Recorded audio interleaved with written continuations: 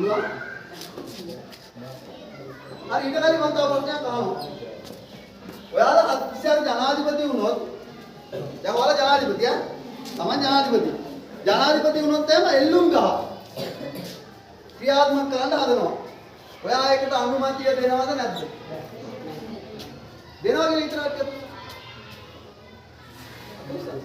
මේක ලොකු අපරාධයක්.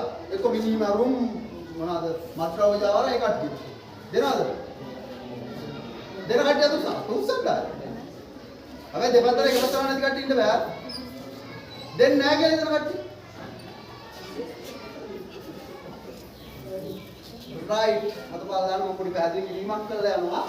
සාමාන්‍යයෙන් මේ අපිට මිනිස්සු බලන්න පුළුවන්ද? අපිට කවුරුවක් බලන්න බෑ අයියේ. ඔය අපේ සාමාන්‍ය උගන්වන සමාජ විද්‍යාවේදී එහෙම අපරාධයක් කරන කෙනෙක් බොහෝ දුරට මානසික රෝගයෙන් පෙළෙන කෙනෙක්.